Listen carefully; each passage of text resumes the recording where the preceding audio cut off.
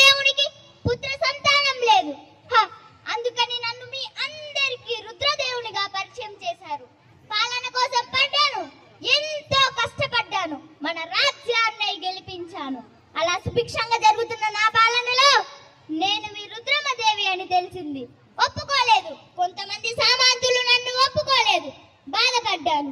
మా నాన్నని అలా నిలదీస్తుంటే బాధపడ్డాను, ఎంతో బాధపడ్డాను. సహించలేకపోయాను. నాకు కోపం వచ్చింది.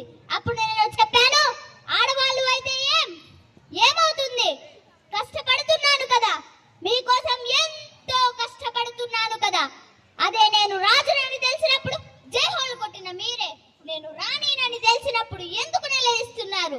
నా ఈ కోపంతో సామంతులు ఎదురు తిరిగారు. నాకు ఇక లెక్కన నేను భయపడలేదు, ముందుకు వచ్చాను, వారిని ఓడించాను. నా కోపంతో వారిని ఎప్పుడో ఓడించాను. అప్పుడు మొదలైంది నా అద్భుతమైన పాలన. అలా జరుగుతున్న నా పాలనలో గొడవ, అది కూడా ఒక నది కోసం. భరించలేకపోయాను, ఎంతో కోపం వచ్చింది. అప్పుడు నేను అన్నాను, ఒక తల్లి పాలు తాగి అన్నా చెల్లెళ్ళు ఒక్క తమ్ముళ్ళు అయినప్పుడు ఒకే నది నీరు తాగి ఒరిగే వాళ్ళం. అన్నా చెల్లెలం అక్క తమ్ములం కాలేమా? నా ఈ మాటలతో ఎంతో మంది కలిశారు, ఎన్నో రాజ్యాలు కలిశాయి, సుఖంగా జీవిస్తున్నారు.